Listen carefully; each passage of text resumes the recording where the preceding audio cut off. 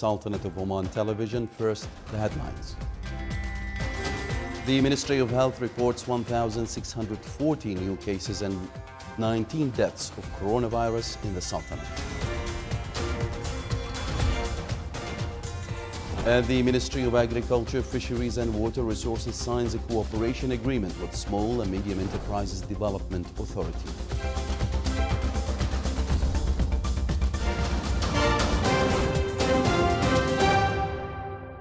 Those were the headlines. Now for the news in detail. Their Excellencies, the ministers responsible for economic affairs held a meeting with a group of businessmen and entrepreneurs to discuss current challenges, incentives and facilities provided by the government to the private sectors.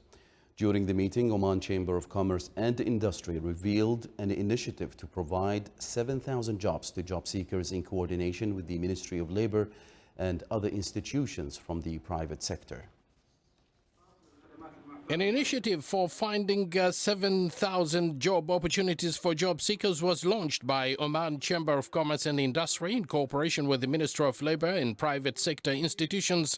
This came during the meeting between their excellencies concerned with the economic affairs and a number of businessmen. Requesting strongly from the private sector to look to the economic scale of the private sector, which is affected heavily during this 2 years effect of COVID.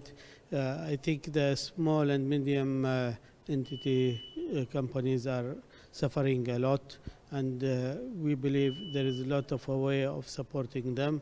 Of course, the government gave them good number of facilities. A meeting where the government in form of the ministers who are in control or in charge of the economic files, such as Minister of Works, Minister of Economy and Minister of Commerce, Industry and Investment Promotions, have come to the Chamber of Commerce to discuss with the business community the latest government decisions, which the business community feels that these decisions from the government have affected the business environment. The meeting discussed the review of fees for the Ministry of Commerce, Industry and the promotion of investments for 3 years at a single batch, and the need to link foreign investments in the capital and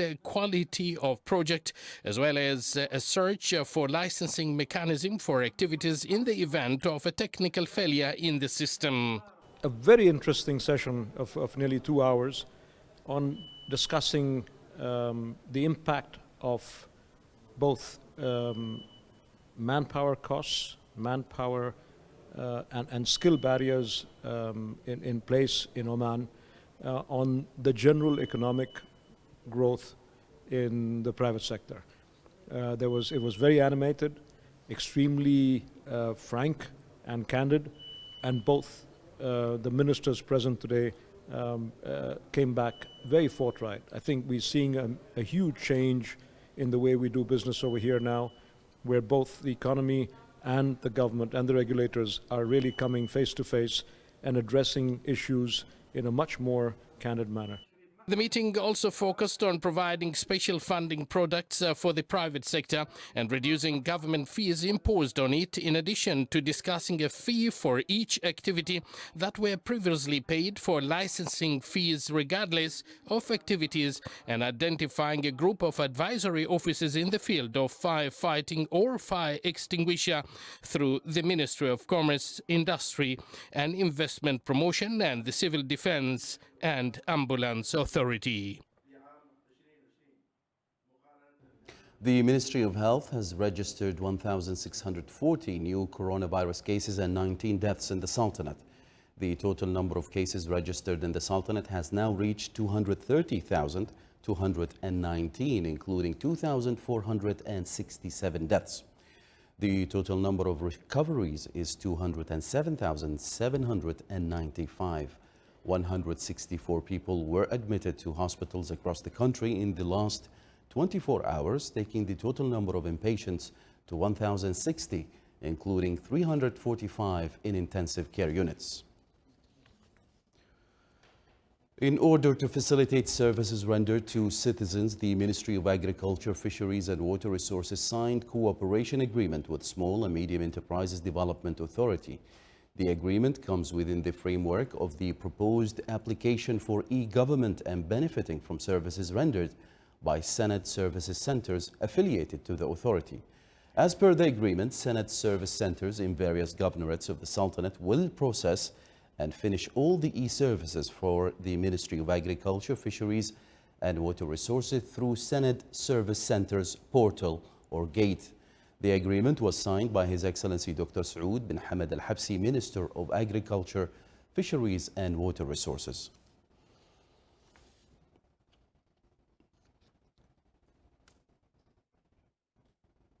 Scouts and Guides continue to assist Ministry of Health in organizing the national vaccination program against COVID-19. Various teams were formed and distributed to a number of vaccination centers in various wilayas of the Sultanate. With the mass shipment of COVID-19 vaccine, the national campaign has extended in terms of coverage and targeted categories. The Directorate General for Scouts and Guides in the Ministry of Education was actively engaged in organizing the masses who are visiting the vaccination centers and providing the necessary logistical assistance to the health workers. The assistance provided covers a wide range of work, such as helping the elderly and people with challenges to move from point A to Z, and distributing people into groups and lanes to accelerate the process. The medical service in the Sultanate's armed forces continues with its sacred duties along with the rest of other health institutions in observing the decisions and instructions from the Supreme Committee on COVID-19 in coordination with the Ministry of Health. The medical service in the Sultan's armed forces follows the best practices on dealing with pandemic, including mobilizing all health capabilities and manpower to support the national efforts. Ministry of Defense launched a number of electronic applications under the auspices of His Excellency Dr. Mohammed bin Nasser Al-Za'abi, the Secretary General of the Ministry of Defense. Brigadier General Yahya Saeed Al-Waddahi, the head of the Project Steering Committee, said in the opening remark that the project was completed by Omanis working for the Ministry of Defense as part of the government digital transformation plan. A documentary short clip on a success story was presented. The clip showcases the stages of the project, starting from planning, formation of teams, and up to the execution of the project. The event was attended by the retired Minister Mohammed bin Nasser Al-Rasbi, Vice Admiral Abdullah bin Khamis Al-Raisi, Chief of Staff of the Sultan's Armed Forces, Major General Matar bin Salim Al-Blushi, Commander of the Royal Army of Oman, Air Vice Marshal Khamis bin Hamad Al-Ghafri, Commander of the Royal Air Force of Oman, Rear Admiral Saif bin Nasser Al-Rahbi, Commander of the Royal Navy of Oman, and a number of senior officers from security and military institutions. His Excellency Dr. Mohammed bin Nasser Al-Za'abi, Secretary General at the Ministry of Defense, received at Muaskar Al-Murtafa'a Brad Cooper, Commander of U.S. Naval Forces Central Command, and the accompanying delegation. During the meeting, the parties exchanged cordial talks and reviewed matters of joint interest. The meeting was attended by senior military officers from the Sultan's Armed Forces and His Excellency the U.S. Ambassador accredited to Oman.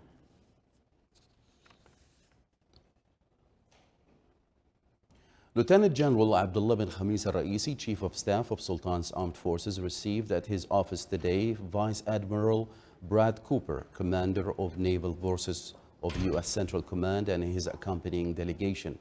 During the meeting, they exchanged viewpoints on a number of military topics with mutual concern. The meeting was attended by senior officials from both parties.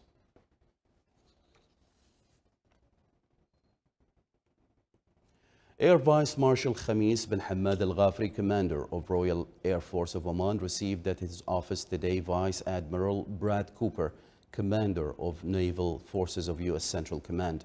During the meeting, they exchanged or discussed a number of issues with mutual concern.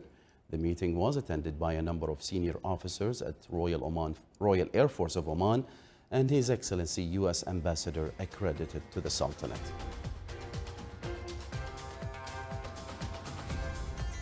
Still to come in our news bulletin. A small island in Greece ordered electric cars from Volkswagen to keep the island eco-friendly.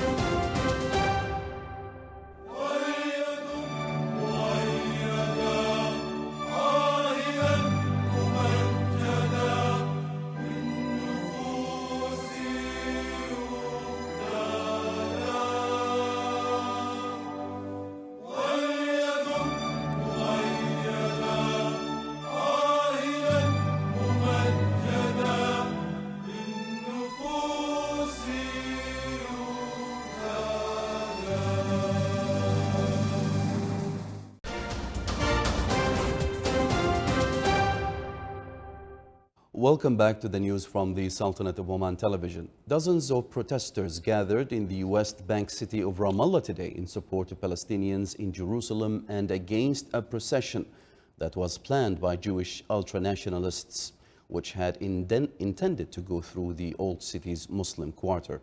The Israeli police blocked the planned procession by Jewish ultranationalists through parts of Jerusalem's old city, following warnings that it could reignite tensions that led to a punishing 11-day war with Gaza's Hamas rulers last month. The parade, which celebrates Israel's capture of East Jerusalem in the 1967 Mideast War, was underway on May 10th when Hamas fired rockets from Gaza toward the Holy City, setting off heavy fighting. Some 254 people were killed in Gaza and 13 in Israel before a ceasefire took effect May 21st. East Jerusalem is home to sites sacred to Jews, Christians and Muslims. Israel views the entire city as its capital, while the Palestinians want East Jerusalem as the capital of their future state.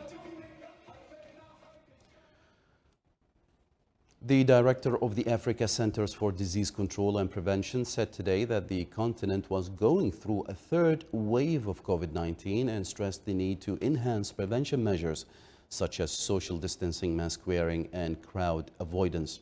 Dr. John Nkangsong, speaking at a virtual meeting of the CDC, said masks for now are the best vaccines for the continent.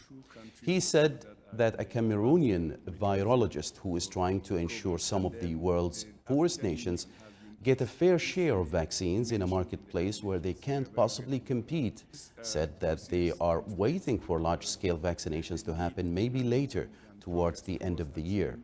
He welcomed the announcement that 500 million vaccine doses will be donated by the U.S. to the UN-backed COVAX program, saying 200 million of these would arrive in 2021. The U.S. is now set to be COVAX's largest vaccine donor, in addition to its single largest funder with a $4 billion commitment. Queen Elizabeth II has marked what would have been her husband's, Prince Philip's 100th birthday with the planting of a newly bred rose named after him. The monarch watched the Duke of Edinburgh rose planted in the Windsor Castle Gardens last week to commemorate Philip's centenary today. She accepted the small rose bush from the Royal Horticultural Society's president, Keith Weed. The rose, which is deep pink and dapped with white lines, was newly bred following Philip's death on April 9 at Windsor Castle. For every rose sold, the company Harkness Roses will donate £2.5 to a fund aiming to help 1 million more young people from all backgrounds take part in the Duke of Edinburgh's award, a popular youth award program set up by Philip in 1956. Prince Philip, who was born on the Greek island of Corfu on June 10, 1921, married then Princess Elizabeth in 1947, 5 years before she became queen at the age of 25. Their marriage lasted 73 years, making Philip Britain's longest-serving consort. The Queen has called her husband her strength and stay in public.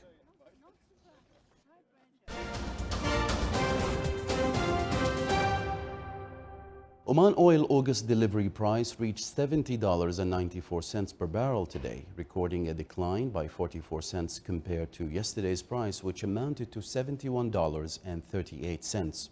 The average price of Oman crude oil June delivery reached $63.10 per barrel, which is lower by $1.33 compared to May delivery price. Dr. Kadhim Jafar Al-Lawati, a senior cardiology consultant and the Director General of Specialized Medical Care in the Ministry of Health, was awarded the Arab Doctor 2021 award, which was revealed during Arab Ministers of Health Council meeting. Dr. Kadhim was awarded for his contributions in the field of cardiology at the local, regional, and international levels. The award targets doctors and health workers in the Arab world and those with initiatives launched in Arab countries.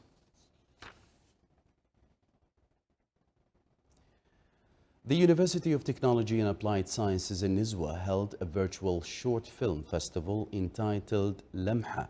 The festival highlighted students' talents in film editing and production, as well as writing radio and television talk shows. More details in the following report.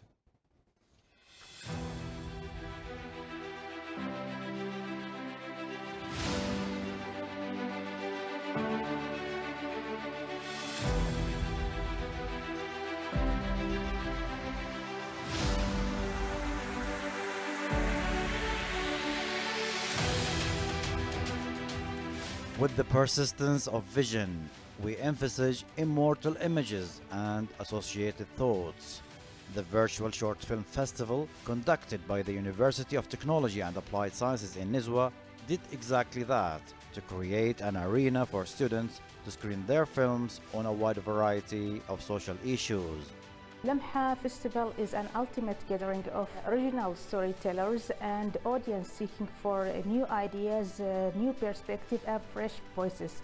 And at Lamha we are aiming at discovering fresh, talented Omani filmmakers, and also inspiring and empowering our students by making the submission process easy and affordable. And also we are aiming at focusing on issues related to social problems that never been highlighted on mainstream social media. The almost 30 participations which took part in the Short Films Festival manifested the essential academic and practical skills that the students have gained to visualize their ideas into a most complex form of art, that is storytelling. Filmmaking is not a one-day process, especially when we talk about a graduation project film. It takes a lot of time. We almost take 2 semesters because we go through research, discussion, brainstorming, and all different steps of filmmaking. Winning this award means a lot to me, and I would like to thank the whole team for their efforts to make our film a success. I got the award of the best animation film. I am very happy and proud because I took this award, because I work very hard for this film. I started from A to Z, started with the idea ending to the final film. I want to thank the University of Technology and Applied Science and the crew of this festival for all their amazing effort.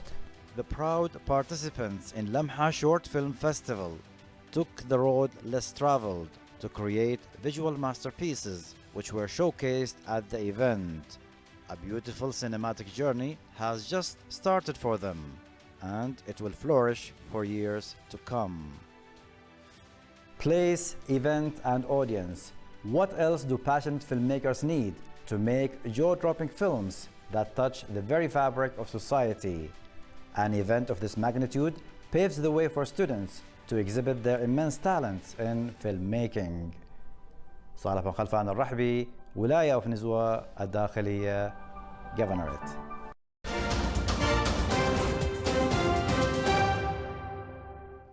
The cases of a deadly fungal infection are on the rise in India. Hospitals continue to struggle with shortages across the country, and reports say suffers from mucormycosis, are unusually high and that more than 80% of patients need surgery. More details in the following report. An already strained health system in India is being ravaged by black fungus, a life-threatening disease. With coronavirus infections on the rise, coupled with an ailing health system, the fungal infection called mycomycosis has gripped several Indian states, forcing them to declare emergency.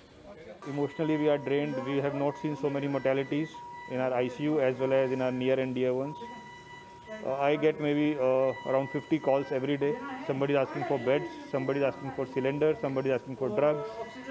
We don't have anything available and patients are dying.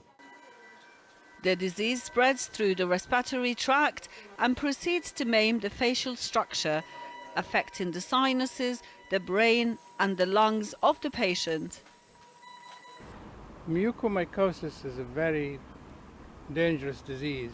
So it's very rare, but it happens in people who are susceptible, with low immunity. And that's why in India now you get a problem because people taking a very large steroid dose, like dexamethasone, and unsupervised by doctors properly in hospitals, they're likely to have low immunity and likely to be affected by these spores which you inhale it through your mouth, through your nose. And that's why it tends to affect the nose and destroys the nose, destroys the eyes, destroys the sinuses, destroys the face.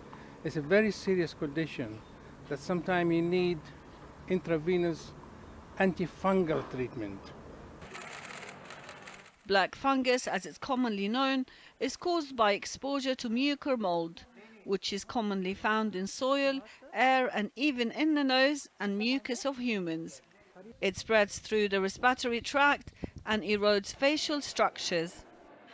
There's no cases been recorded in England or Europe maybe, but it is recorded in poorer country and poorer background, as we have seen certain cases in India, because people sometimes compensate by using dexamethasone steroids for treatment of COVID-19. Although this treatment must be supervised. Without being supervised, it's not something you just get over the chemist counter. It needs to be really done by specialists. The life-threatening condition is relatively rare, but the doctors suspect that the sudden increase in the infection in India could further complicate the fight against the pandemic. Dayat Matar, Oman TV, London. The small Greek island of Astypalia received its first electric cars from Volkswagen on June the 2nd in an experiment to revert the entire island to green energy and leave behind fossil fuels. Here is a report. The project by the Greek government on the island of some 1,300 residents aims to replace combustion engine cars with electric vehicles and electricity derived from fossil fuels with solar and wind power.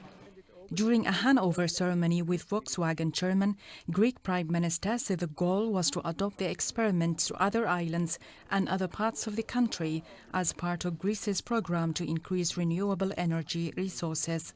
Search hard enough and the future can be glimpsed in some surprising, some unexpected places.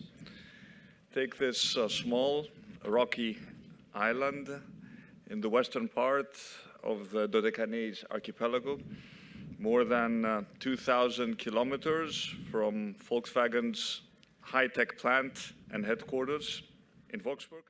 The electric vehicles will be used by public services, including the police, coast guard and airport authorities, as part of an effort to replace about 1,500 cars on the island. There will be subsidies for the island's inhabitants to buy electric vehicles, bikes and chargers, and 200 electric cars will be available for locals and tourists to rent. Some 12 chargers have already been installed across the island and 16 more will follow. Astypalia currently meets its energy demand almost entirely by diesel generators, but is expected to replace a big part of that through a solar plant by 2023.